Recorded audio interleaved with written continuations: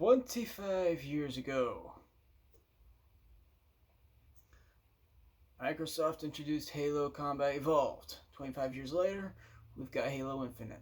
Now, for review's sake, I'm going to keep it to a partial.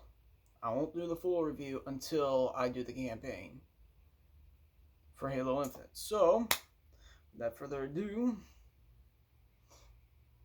this is a partial review for Halo Infinite's multiplayer beta that's in beta right now. And the full game will not be released until December 8th.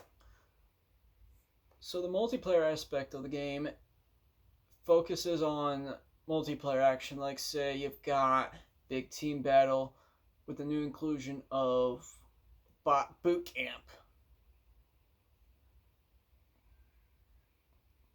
And quick play, and with the latest game mode being introduced, Fiesta, which basically has the samurai event, which basically has the new armor event. And that's probably ended right about now, but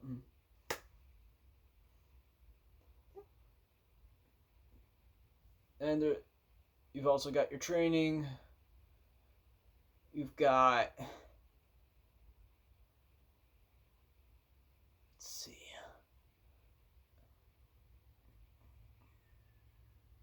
there's new maps that have been included. There are new maps, far different than what is in Halo MCC and Halo 5 Guardians. Because once the full game is released, I will do, once again, this is only a partial review, so keep that in mind. But in any case, sorry about that. Anyway, just keep that in mind, this is only a partial review. And there are two people that have requested this review. And you two know who you are, who won't leave me alone. So, I'm doing this review for your sake. Anyway. Now, down to the weapons. We've got returning weapons like the assault rifle, the Magnum, which is now called the Sidekick.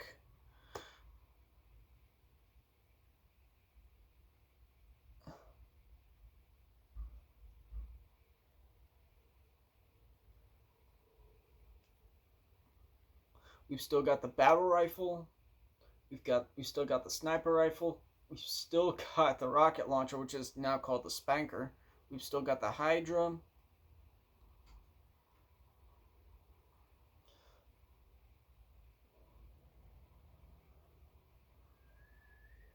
Let's see. And the shotgun this time around is a bit more different with a bit more range. But from what I can tell from the shotgun's look, it looks almost identical to the Striker from Call of Duty. Now with the Covenant side, we got some of the old weapons as well as some new ones. Like say, for the Covenant weaponry, or in this case, it's not called the Covenant anymore. They're a rogue faction of the Covenant.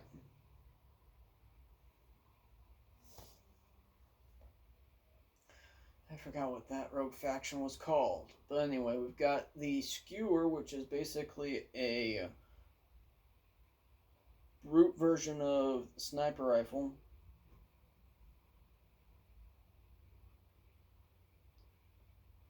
Which, if you know what you're doing, you can pull off no scopes instantly. Returning weapon, we've got a few returning weapons like the plasma pistol, the energy sword, and the gravity hammer. Which, if you use the gravity hammer, make sure, and if you have the energy sword too, make sure you go gung-ho. because that will put you at the top of the leaderboard by the end of the match. But anyway, some of the new weapons include the Disruptor, which will basically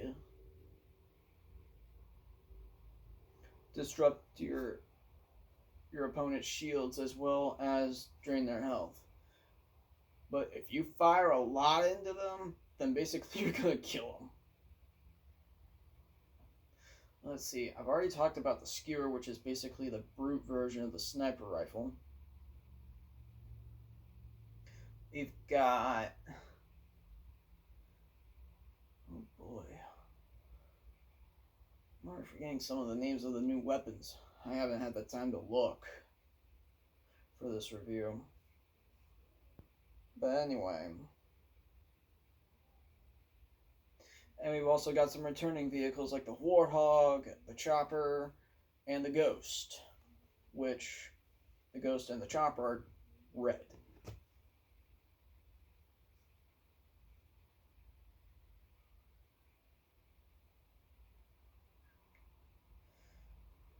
Oh boy, what else is there to talk about this game? Yes. The gameplay. Basically, it is awesome. You got 3 different armor to choose from and unlock, with the default, I believe, being the Mark 5B and the Mark 7 being in the Battle Pass, which I will get to that later. But the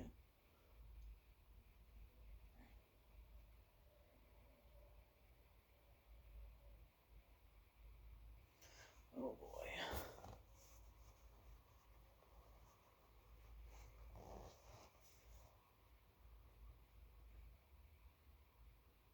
And now we have AI.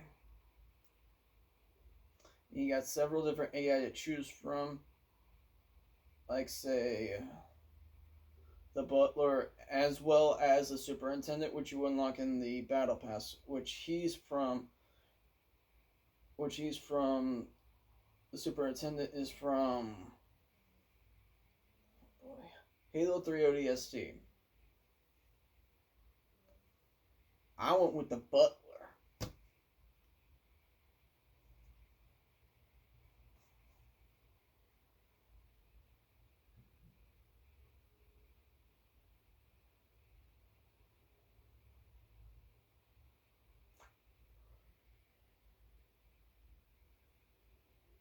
But basically, I believe you've got 2 AI by default. With the other 3, I believe you have to unlock in the Battle Pass.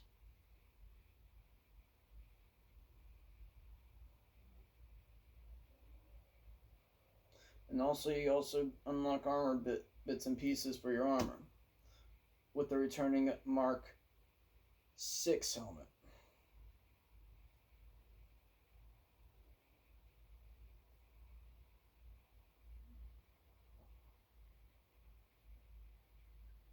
Which the helmet also with the Mark 5B, you are the default helmet for that is the Mark 5B. Basically, Halo Reach. Oh, and yeah, also, if you see a color for your AI that says lightish red, that is an Easter egg to Red vs. Blue. If you've never watched Red vs. Blue, I'd recommend you go watch it. Alright, 9 minutes. Okay.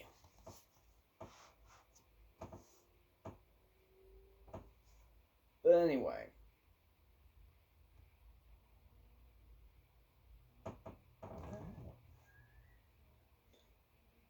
Now the game mode I'm more specifically going to talk about because I don't want to go over or, is Fiesta. Basically, Fiesta plays just like it did in Halo 5 Guardians. Fiesta plays... Basically, if you've never played Fiesta, I'm going to explain it. Fiesta basically you spawn in with random weapons and equipment. Basically, you won't know what you're going to get. So make the best of what weapons you spawn in with.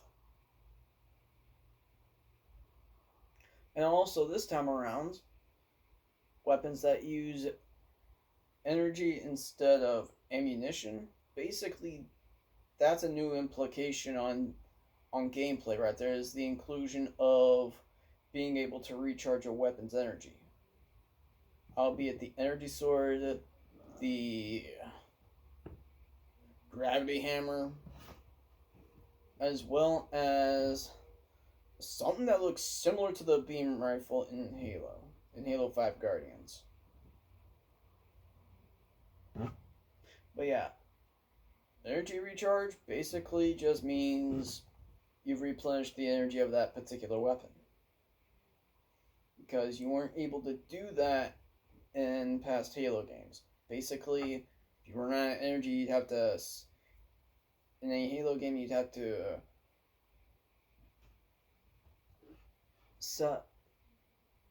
scrounge for a new energy weapon.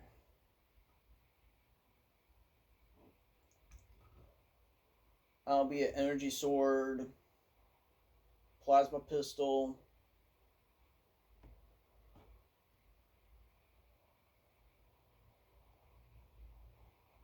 let's see what else. Energy sword, plasma pistol,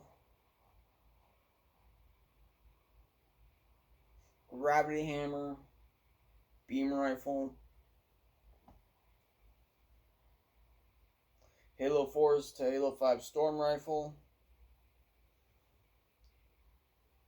The plasma rifle, which was freaking Halo CE to Halo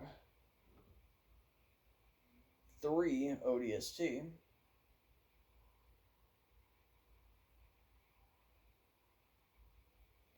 So, yeah. Well, like I said, this is a partial review. So, that being said, when the full game is released, I will do the full review.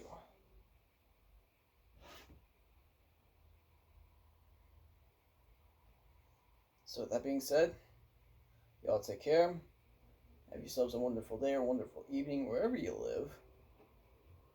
And take care.